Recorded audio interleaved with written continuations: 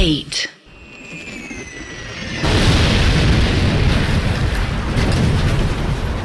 Rocket blast ने पूरा इलाका धुएं और मिट्टी से भर दिया। अदिति को समझ ही नहीं आया कि हुआ क्या है। उसकी और नंबर 10 वाली बस एकाएक बीच रास्ते में रुक गई।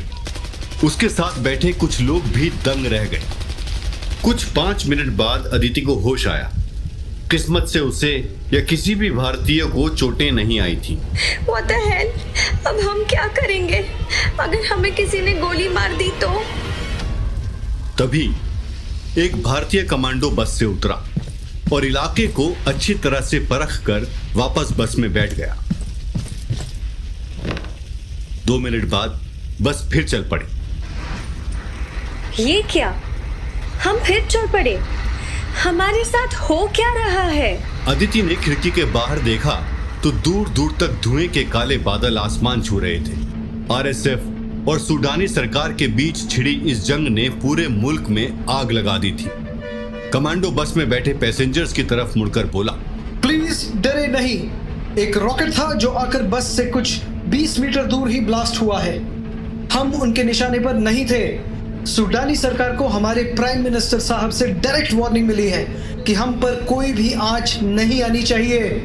कहीं से एक गोली अचानक कमांडो की खिड़की चीरती हुई उसके कंधे में आकर लगी और वो एक झटके से नीचे गिर गया। उसका खून बह रहा था और दर्द में उसने मेजर भड़वान को कॉल किया। सर, यहाँ हम पर स्नाइपर फायर हो गया सर। कुछ 1 किलोमीटर दूर से फायर हुआ है सर।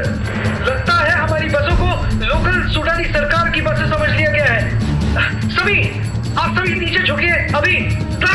यहाँ से हमें निकालो जल्दी। मेजर को कमांडो की बात सुनकर यकीन ही नहीं हुआ। वो बैकग्राउंड में बस के यात्रियों की डर भरी चीखें सुन रहे थे। जवान, बी स्ट्रॉन्ग। कहाँ गोली लगी है तुम्हें? सर, कंधे से छूकर गुजर गई है सर। ठीक है, हिम्मत मत हारना सोल्जर। You will live. उस इलाके से बिना किसी रोक टोक के बाहर निकलो अभी।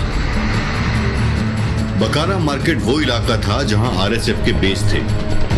वहां से गुजरने वाले किसी भी गाड़ी पर हमला बोलने के आदेश दे दिए गए थे। सीज फायर टूट चुका था और अब चारों ओर हवा में गोलियां चल रही थी। तभी अचानक 4 आरएसएफ की जीपों ने दोनों बसों को दोनों तरफ से घेर लिया और ड्राइवर को रोकने का हुक्म दिया। फक! अब क्या हुआ? बस में बैठे सभी भारतीयों को बस से उतार दिया गया और आरएसएफ के फाइटर्स ने बस की चेकिंग शुरू कर दी। इस अफरा तफरी में अदिति की नजर एक सन ग्लासेस पहने हुए औरत पर पड़ी। वो आरएसएफ के फाइटर्स की फोटोग्राफ खींच रही थी और अपनी डायरी में नोट्स लिख रही थी। दिखने में वो एक और भारतीय जैसी ही लग रही थी। अगले ही सेकंड वो अदिति के पास आकर खड़ी हो गई। Tell me, how are you feeling right now? I mean, आपको कैसा फील हो रहा है? Excuse me? तुम मजाक कर रही हो क्या? Can't you see the commando is injured? हम सब पर गोलियां चल रही है। Oh, you're an Indian, right? मैं भी इंडियन हूँ, लेकिन अमेरिकन इंडियन। मेरा नाम रत्ना सारस्वत है। मैं डेली डॉन न्यूज़पेपर के लिए सिचुएशन की ऑन फील्ड रिपोर्टिंग कर रही हूँ। तो हिंदी में ही बताइए, आप इस वक्त कैसा महसूस कर रही हैं? रत्ना एक 25 साल की ऑन फील्ड रिपोर्टर थी। उसने पहले दुनिया के कुछ हिस्सों में रिपोर्टिंग की थी, लेकिन ये उसका सबसे चुनौतीपूर्ण मिशन था। कॉन्फिडेंस से भरपूर वो बिल्कुल निडर होकर अपना काम कर रही थी। उसके लंबे बाल हवा में उड़ रहे थे और हाथ में डायरी लिए वो कभी अदिति तो कभी बाकी भारतीय पैसेंजर से सवाल जवाब कर रही थी, पर कोई उससे बात करने के लिए तैयार नहीं था। मुझे आपके सवाल पर हंसी आ रही है। वो क्यों? And आपका नाम? वो इसलिए क्योंकि आप देख सकती हैं कि हम कितनी मुसीबत में फंसे हैं और हमारी मदद करने के बजाय आप हमें इरिटेट कर रही है। डरने की कोई बात नहीं है। आपकी ये बस रेस्क्यू पॉइंट पर पहुंच जाएगी।